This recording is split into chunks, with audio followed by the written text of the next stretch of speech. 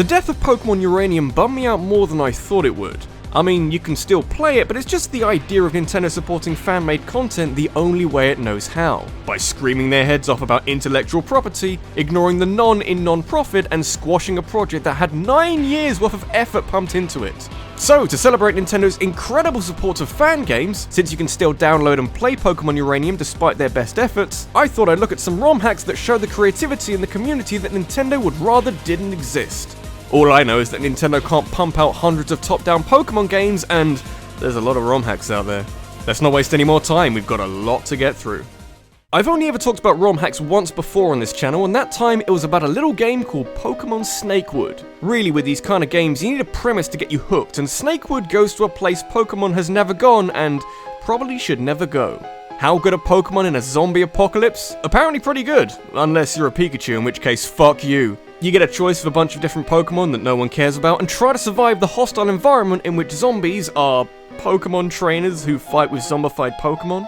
Yeah, whatever, it's rough around the edges. Seriously, picking Paris and fighting fire types and flying types, fuck that! But it's got a lot of charm, and seeing these kind of grisly visuals in a Pokémon game is refreshing in all the wrong ways. There's a few Fakemon, but I'm still impressed by some of these zombie Pokémon. You know, Bulbasaur looks good, Houndsauer is mostly not there, and Jinx is— oh god, what the fuck?! Also, you're given an egg early on and it hatches into a— okay, it's apparently another egg. We're starting out strong here. So let's go somewhere a bit easier to understand. ROM hacks exist to let fans create playable versions of their fantasies, however weird they may be. The games like to steer clear from the anime most of the time, but what about a ROM hack that just plays through Ash Ketchum's journey in the anime? I mean, yeah, some of that please. You get what you expect with Pokemon Ash Grey, you oversleep so you end up with a Pikachu that doesn't listen to you. You get overrun by Spearows and steal and break Misty's bike, and Team Rocket off just fucking everywhere. It's simple and yet oh so satisfying to walk around a slightly modified version of Kanto with a Pikachu by your side. It's like Pokemon Yellow but even more pandering. Look at Gary, he can barely contain himself. I'm sorry, his name is actually Cheese. What can I say? You give me this perfectly scripted adventure, but how can I not ruin the names? It's just too tempting. On the other side of the coin, that is Pokemon Ash Grey, we have Pokemon Apollo, and I won't lie to you, if you ever need the motivation to play a ROM hack, Meowth's face on the title screen will do it for you, even if you are playing as Team Rocket. That's right, we're bad guys now, boy. Giovanni's our Professor Man, and you can choose from a Koffing, Ekans, and Grimer, but no Zubat. That guy is a staple for your organization, you should put him in the logo somewhere. What's really interesting about Pokemon Apollo is fighting on the other side of the conflict brings up scenarios that wouldn't have been possible otherwise. We'll get back to fighting Jesse and James in a bit, but in the brief journey to getting your first badge, not sure what that's about, you end up battling Officer Jenny, the Silphgo guy you steal from, Nurse Joy, even the fucking bike shop owner. And yes, also Jesse and James, though I don't think James took the defeat well. He never looked the same after that rookie came in and wiped the floor with him. Though they do give you a Meowth after you beat them, so that's cool. Mine's female though, so it's not that Meowth. Shame, we could have had an even more mirror image journey of Ash Grey. As long as she chimes in while we're doing the theme tune, that's fine by me. Next up is a creative hack by the name of Pokemon Vega, one that tries to casually slip in new Fakemon alongside legit Pokemon and see if anyone notices. They're really not bad though. You start in the Tohoku region, which is mostly snow, and have the choice of a Forest Imp, a Fire Eyeball, and Sentient Splooge as starters. I went with a Grass starter, but that Fire Eye thing is pretty strong. Aschub chose wisely. It could be a new Pokemon game if it wanted to. Really not a lot that you can say against it, but it's hard to appreciate all of this when you've got something lurking in the back of your mind. Namely, this.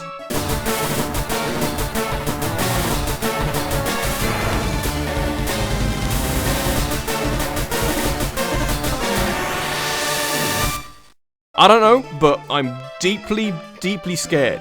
What have you got to say about that, Moss? You had so much to say in the game, but when there's something that actually needs explaining, fucking nothing. Give him a name. Buffachu, Pika-Rip, Angry fucking Pikachu. It's terrifying stuff.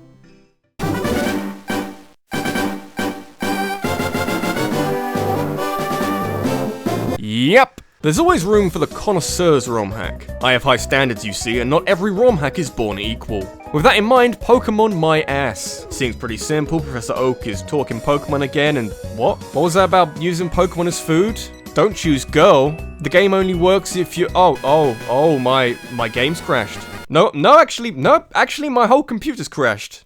Okay, Pokemon Light Platinum is another ROM hack with higher ambitions of being its own thing. No Fakemon here, but you do start the game witnessing some kind of legendary Pokemon orgy dream rather than in the back of a moving van. That kinda sets the tone for what is a surreal story about the creation of Pokemon, kind of like an extended Delta episode all about Arceus and him doing godlike things. As if this wasn't enough to think about, you get previous protagonists thrown your way, sometimes in your way as you're forced to fight them. I'm sure this is impressive later in the game when they've got teams full of their iconic Pokemon across 4 generations, but at the start it's just a bunch of random unrelated Pokemon which isn't as cool.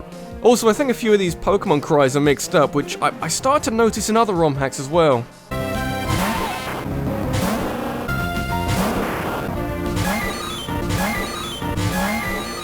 That's not hard to fix, surely. It's just a sound file. Anything to have my Krogunk not sound like a Poochyena. So up until now, we've seen a whole load of Gen 3 ROM hacks, almost certainly because it's an easy enough game to modify. But sometimes you do see hacks of other gens. Something like Pokemon Brown might not sound particularly appetizing, but it's a hack of the first generation of Pokemon, and that's quite exciting.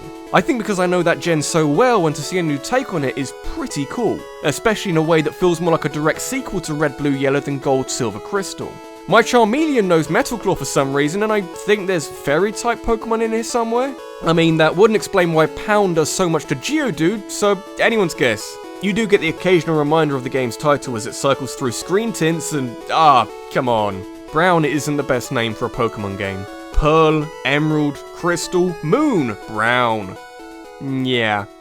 Do you want to know who would make the best Pokemon professor? If you said Arceus, then you've clearly been suckered in by Light Platinum's weird story, but you'd also be correct. Pokemon Dark Rising is the first of a series of ROM hacks that all seem to tackle the same themes of you being some kind of hero that Arceus calls upon to save the world from whatever dick bags are available. Though, frankly, I didn't really care about this because I was too busy training up the Dragon-type Pokemon you start with. For me, starting with a Bagon is practically a dream come true. Makes the game pretty easy to start with, but oh man, it's so satisfying! Then you go into a cave inside a cave and there's a Pokemon? Oh yeah, that makes loads of sense. Business must be booming, practically beating them away with a stick. Just as I was getting the hang of starting with a Dragon-type Pokemon thinking that I could take on the world right now if I wanted to, the game throws this guy in your face and oh shit, oh shit, oh shit! I'll just stick with these guys over here, okay?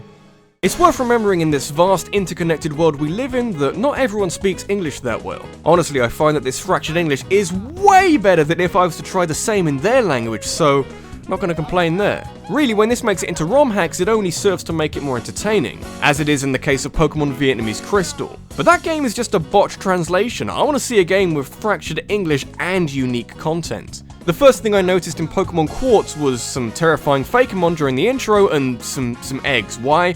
Why eggs? Also Spanish in certain places, and apparently the workers are tidying the living, which is nice. And look, the creator is self-aware. Nice. Not sure Professor Dudebro's lab needs 5 chimneys, but, you know, I'm not an architect, do what you want. You're given the choice of these 3 egg Pokemon. I heard they hatch into dinosaurs, but I'm a little distracted by some more Spanglish and some scary, scary Pokemon. It's hard to concentrate on what I'm doing when I can barely understand what's going on and oh no, what the fuck is that? Oh, I suddenly value life a lot more right now. I think I better go do something else. Oh no, I'm so done.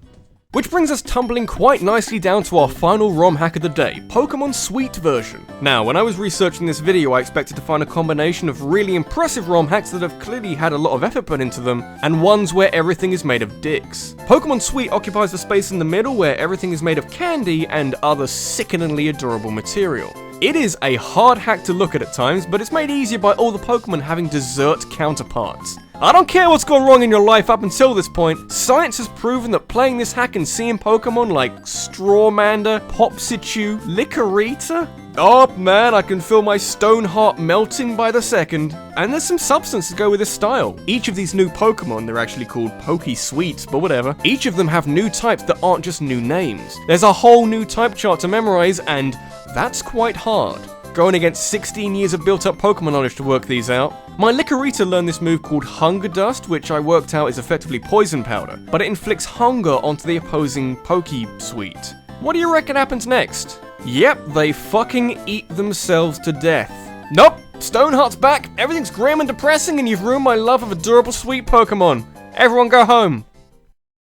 Oh hey, I actually got Pokemon my ass to work in the end. I chose Gold because I'm not going to listen to a hack that crashes my computer. It's odd, but frankly you could have worked that out for yourself. For some reason you're not wearing many clothes, there's a Pokemon Butcher's where you can sell Pokemon. Everyone thinks you're an asshole for some reason. I think because you're not wearing a shirt, that would make sense. It's weird because this hack will go ages without anything being different, and then suddenly the sleeping man in Viridian is actually receiving a blowjob, so yeah, keep up. But away from the crudeness, it's not such a bad hack. You've got Pokemon from 3 different generations, and the maker has even taken the time to modify some routes and towns. Does mean that Cerulean City looks very wacky, but it shows that there's some surprising depth there. I'll just pick up a gym badge and go on my merry way. Oh, fuck, no. This is where we end. Pokemon is cancelled. I need lots of, I need help. Lots of therapy, and quite a lot of bleach. Good night, everybody.